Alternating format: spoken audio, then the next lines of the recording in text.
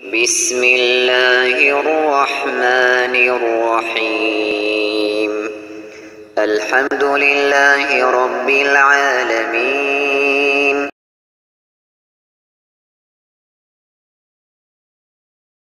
Ala alihi wa sahbihi wa man tabi'ahum bi ihsanin ila yaumiddin, amma ba'd. Baik, ini kajian dari pembahasan kitab Al-Qawaid Al-Arba'. Telah kita jelaskan maksud dari kaidah yang kedua, di mana penulis rahimahullahu taala menerangkan bahwa pokok yang mendorong kaum musyrikin untuk melakukan kesyirikan, beribadah kepada selain Allah, itu adalah talabul qurba dan talabus syafa'ah, mencari kurba dan mencari syafaat. Telah kita bahas tentang dalil al-qurba, dan pada ayat yang dibawakan oleh penulis sekaligus terdapat penjelasan akan batilnya sangkaan kaum musyrikin itu. Sebagaimana di dalam pembahasan syafaat juga telah diterangkan oleh penulis rahimahullahu taala bahwa apa yang mereka katakan beribadah kepada selain Allah agar supaya orang-orang yang mereka ibadahi menjadi para pemberi syafaat di sisi Allah, maka itu telah dijelaskan di dalam ayat ini juga bahwa itu adalah kesyirikan. Di pernyataan di akhir ayat, subhanahu wa ta'ala amma yusyrikun, Maha suci Allah dan maha tinggi Allah dari kesyirikan yang mereka lakukan. Dan di dalam Al-Quranul Karim, penafian terhadap syafaat yang batil itu datang dengan berbagai bentuk. Salah satu bentuknya ini, Allah subhanahu wa ta'ala mensucikan dirinya dan meninggikan dirinya dari kesyirikan yang mereka kerjakan. Ditegaskan bahwa pernyataan mereka haulai syufa'una indallah itu adalah perbuatan kesyirikan. Ya, di dalam Al-Quran juga diterangkan kebatilan kaum musyrikin ini dari sisi dijelaskan bahwa syafaat dari sembahan-sembahan yang mereka ibadahi itu tidak akan terjadi. Tidak akan terjadi. Karena di dalam Al-Quran Allah subhanahu wa ta'ala berfirman, walam yakul lahum min syurakaihim syufa'a wa kanu bi syurakaihim kafirin. Dan mereka ini tidak akan memiliki para pemberi syafaat sama sekali dari syirikat-syirikat mereka. Dan mereka ini yang mereka ibadahi itu akan kafir terhadap siapa yang menjadikan mereka sebagai syirikat, sebagai sekutu. Iya. Juga dari uslub Al-Quran membatilkan syafaat yang disangka oleh kaum musyrikin. Dalam Al-Quran banyak dijelaskan bahwa syafaat itu milik Allah saja. Ya, qul lillahi syafa'atu jami'an. Katakanlah syafaat seluruhnya adalah milik Allah. Dan kadang dibatilkan sangkaan kaum musyrikin ini dari sisi diterangkan bahwa kalau ada yang memberi syafaat, maka pemberian syafaat itu datangnya setelah ada izin dan ridha dari Allah subhanahu wa ta'ala. Karena itu dikatakan wala tanfa'u syafa'atu indahu illa liman adinalah. Syafaat tidak akan bermanfaat di sisinya kecuali siapa yang Allah izinkan. Iya. Dan kadang dibatilkan dari sangkaan kaum musyrikin seputar syafaat ini dalam bentuk diterangkan bahwa orang kafir itu siapapun yang memberi syafaat tidak akan bermanfaat untuk mereka. Karena itu dalam Al-Quran dikatakan fama tanfa'uhum syafa'atus syafi'in. Syafaat orang yang memberi syafaat tidak bermanfaat. Ini 5 bentuk. 5 bentuk di dalam Al-Quran bagaimana diterangkan kebatilan kaum musyrikin dari sisi sangkaan mereka dalam syafaat. Jadi ada 5 bentuk. Ini di ayat bentuk yang pertama. Saya ulangi 5 bentuk. Bentuk yang pertama, Allah sucikan dirinya dari kesyirikan mereka. Pada ucapan mereka, haulai syufa'una indallah. Ini bentuk yang pertama. Bentuk yang kedua, Allah nafikan terjadinya syafaat dari apa yang mereka ibadahi. Itu dalilnya tadi di surah Ar-Rum ayat 13. Ya, bahwa syirikat mereka tidak ada syafaat bagi mereka dan mereka sendiri kafir terhadap sekutu mereka. Kemudian sisi yang ketiga, Allah terangkan bahwa syafaat itu miliknya saja, tidak diberikan kepada siapapun. Kemudian sisi yang keempat, dari hal yang membatalkan sangkaan kaum musyrikin, bahwa syafaat, kalau dibolehkan ada yang memberi syafaat, maka pembolehan itu setelah ada izin dari Allah dan ada ridha dari Allah Subhanahu wa ta'ala. Kemudian sisi yang keempat, diterangkan di dalam Al-Quran bahwa orang kafir tidak ada syafaat yang bermanfaat untuk mereka. Maka ini 5 sisi batilnya sangkaan kaum musyrikin di dalam masalah syafaat. Baik. Setelah itu penulis rahimahullahu ta'ala menjelaskan tentang pembagian syafaat. Wasyafa'atu syafa'atan. Syafaat itu ada 2. Ini ditinjau dari sisi syafaat pada hal yang diizinkan dan tidak diizinkan. Syafaat itu terbagi 2. Ada yang syafa'ah musbatah dan ada syafa'ah manfiyah. Dan syafaat kalau mau dibagi itu banyak pembagiannya. Banyak pembagiannya.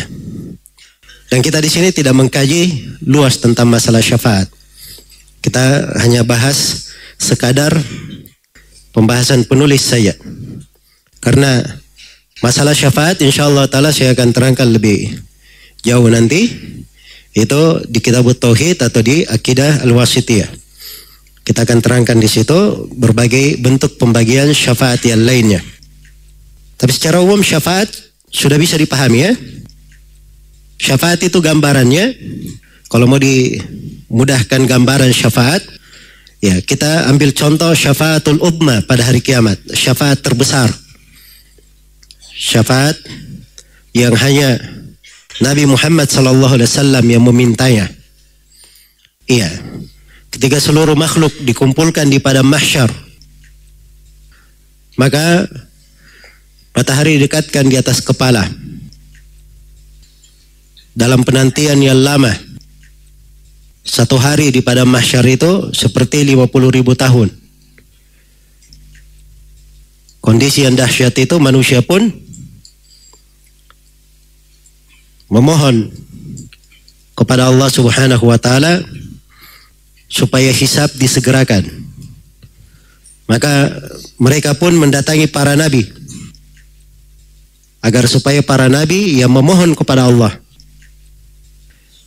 memohon kepada Allah agar hisab disegerakan.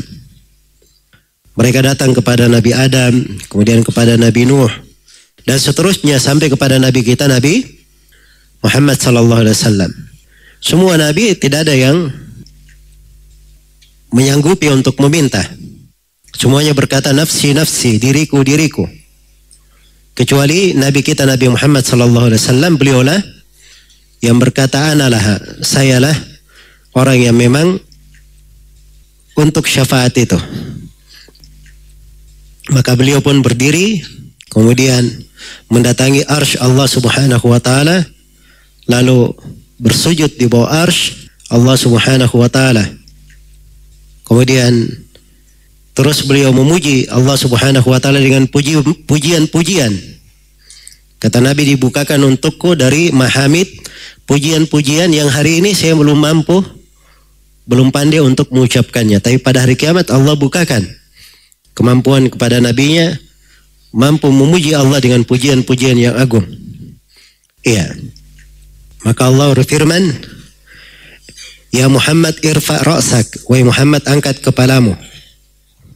Qul yusma, berucaplah engkau akan didengar. Wasal tu'ta, mohonlah engkau akan diberi. Washfa tushaffa, dan berilah syafaat, engkau akan dikabulkan syafaatmu. Maka Nabi pun memohon kepada Allah supaya hisab disegerakan. Maka mulailah datang hisab. Ya, itulah yang disebutkan setelahnya, wa ja'a rabbuka wal malaku saffan saffa. Datanglah Rabb dan malaikat bersaf-saf, didatangkan neraka. Ya, dari kejauhan. Ada hisab di situ, kemudian ada timbangan, ya, dan seterusnya. Baik. Jadi kelihatan dari sini ya, pembahasan syafaat. Ya. Jadi syafaat itu ada 3 sudut. Ada sudut pemilik syafaat, ada sudut yang meminta kepada pemilik syafaat, dan ada sudut yang diberi syafaat. Ya, manusia seluruhnya di hari kiamat, ini yang diberi syafaat. Yang meminta adalah siapa? Nabi kita, Nabi Muhammad sallallahu alaihi wasallam. Pemilik syafaat adalah siapa? Allah Subhanahu wa taala. Maka syafaat itu hanya milik Allah Subhanahu wa taala saja. Ya, maka kalau ada yang meminta syafaat kepada Allah, itu artinya dia melihat siapa yang menjadi perantara supaya meminta kepada Allah Subhanahu wa taala. Baik. Maka syafaat ini kata penulis rahimahullahu taala terbagi 2. Wasyafa'atu syafa'atan. Syafaat itu ada 2. Ada syafa'atun manfiyah, syafaat yang dinafikan, dan ada syafaat yang ditiadakan, dan ada syafa'atun musbatah, syafaat yang ditetapkan. Ya, musbatah, diperbaiki itu harokatnya ya. Di bahasa Indonesianya, musbatah. Syafaat yang ditetapkan. Baik. Jadi syafaat. Kemudian Syekh rahimahullah menerangkan apa itu syafaat manfiyah. Beliau definisikan. Kata beliau rahimahullahu taala, "Fasyafa'atul manfiyah ma kanat tutlabu min ghairillahi fima la yaqdiru alaihi illallah." Syafaat manfiyah itu syafaat yang ditiadakan adalah sesuatu yang diminta dari selain Allah. Ya, terhadap hal-hal yang tidak mampu dilakukan oleh siapapun kecuali Allah. Jadi syafaat yang diminta kepada yang bukan Allah atau kepada selain Allah pada hal-hal yang tidak ada yang mampu melakukan itu kecuali Allah Subhanahu wa taala. Iya. Nah, maka ini syafaat manfiyah, dinafikan. Syafaat dinafikan. Tidak ada syafaat yang seperti ini kecuali milik Allah Subhanahu wa taala saja. Iya. Apa dalilnya? Wa dalilu qauluhu ta'ala, dalilnya adalah firman Allah taala, ya ayyuhalladzina amanu anfiqu mimma razaqnakum min qabli an ya'tiya yaumun la bay'un fihi wala khullatu wala syafa'ah wal kafiruna humud dhalimun. Wahai orang-orang yang beriman, anfiqu, belanjakanlah, berinfaklah, mimma razaqnakum, dari rezeki yang sebagian rezeki yang telah kami berikan kepada kalian, min qabli an ya'tiya yaumun, sebelum datang suatu hari, la bay'un fihi wala khullatu wala syafa'ah, yang di hari itu tidak ada lagi jual beli. Ya. Di hari itu tidak ada lagi khullah. Tidak ada khullah, kecintaan, kasih sayang. Wala syafa'ah, dan tidak ada syafaat. Ini terjemahan ada kekurangannya di terjemahan. Wala syafa'at wal kafiruna humud dhalimun. Dan orang kafir itu mereka lah yang berbuat zalim. Orang kafir itu mereka lah yang berbuat zalim. Baik. Jadi di sini ditiadakan bahwa pada hari kiamat itu tidak ada jual beli, tidak ada lagi kasih sayang, kecintaan, dan tidak ada syafaat. Maka dinafikan syafaat. Iya.